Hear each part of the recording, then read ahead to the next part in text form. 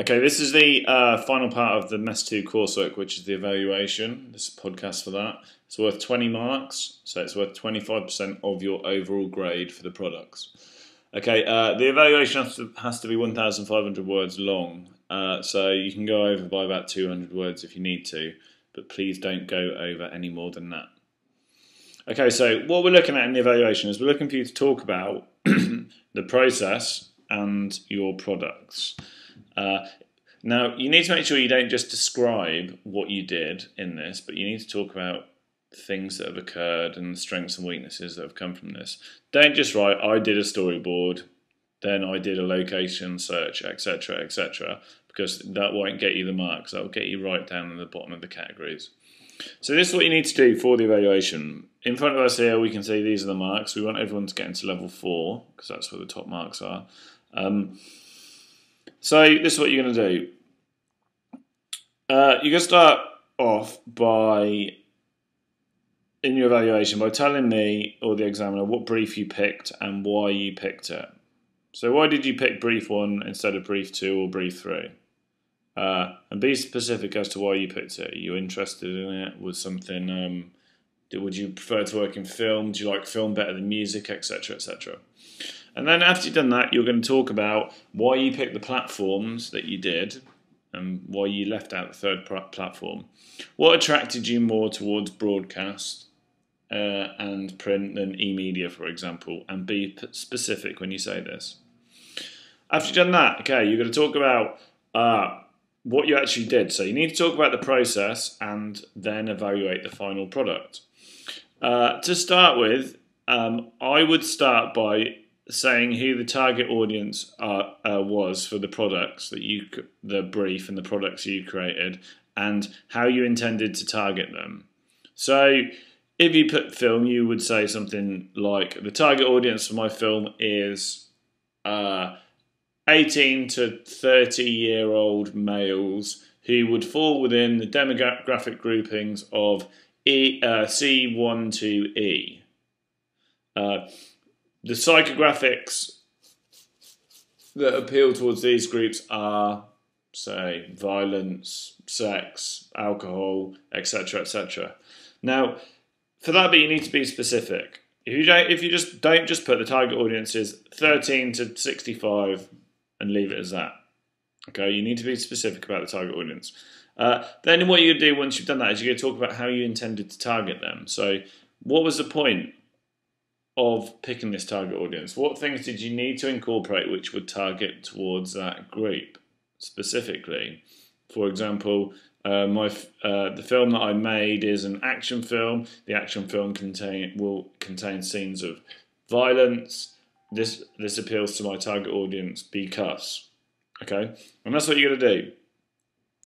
You talked about the brief and the brief that you selected. You're going to talk about the pre-production work that you did. So first of all, you're going to talk about the research that you did, and you're going to tell me why you did it. What was the point of doing the research? What did you learn from it, and how has it helped you? How has it helped you to develop your products? How has it informed you about the target audience? How did it tell you about what you needed to put into your products? How did it tell you about the codes and conventions, etc., etc.? Then, once you've talked about your research that you've done, then you'll talk about your pre-production tasks. So, and don't spend very long on the pre-production tasks, because the examiner doesn't want to know that you made a storyboard, but they do need to know that you made a storyboard because say that it would help you to keep track of your time. So you can say that you did various pre-production tasks and why you did them, but make sure you keep this quite short. Don't write more than a paragraph on all the pre-production tasks, because really the examiner wants to know about your products and the strengths and weaknesses.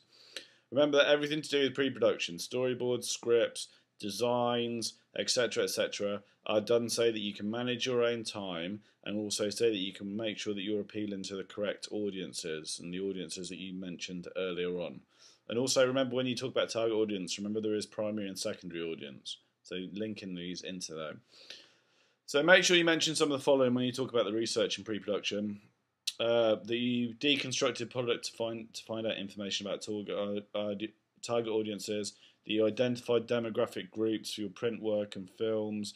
that you identified the language used, the various representations constructed, the content required, codes and conventions, ideas, etc., etc. Make sure you talk about those within your evaluation and linking your research and your pre-production work into that.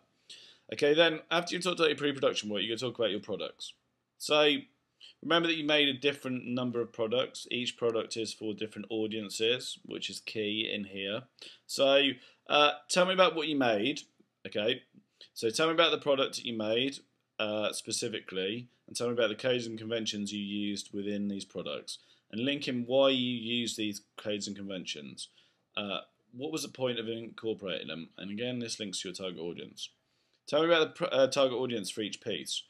Remember the primary and secondary audiences, and be specific. Remember that each product that you make may have a different audience. They're not necessarily all going to be the same. Your print work, the audience for that, depending on what magazine you base it on, could be for a different primary audience compared to your film piece that you've made. So just remember that. Then tell me about your product, okay? And does it match what you said you're going to make? In your proposal, does your product link? If it does, say why. If it's not the same as your product, say why not. You don't lose marks by your original idea not being the same as your final idea, but you lose marks if you don't explain why it's changed. So there is reasons for this, why it has changed. It could be time, it could be that you were being too ambitious, it could be any number of reasons like that. It's fine to put that in here. Then I want you to talk about strengths of your products. So I want at least 3 examples in detail of strengths to do with each product. And tell me about why they're a strength, why are they good, and how you managed to make this strength. Or so, did you construct it in a way? Did you use some sort of effects? Did you play around with filters? And explain why it's a strength. You need to link the strengths into the target audience. Remember, and the genre. Remember, everything here needs to link into this. Then I want you to talk about weaknesses. I want at least 2 examples of weaknesses, and I want you to explain why it's a weakness and offer a solution to how you could solve it or how you did solve it. Okay? And I want at least 2. You want to be aiming for about 3 or 4, really. Now, after you talked about that, go into more detail. The product is where the majority of the marks are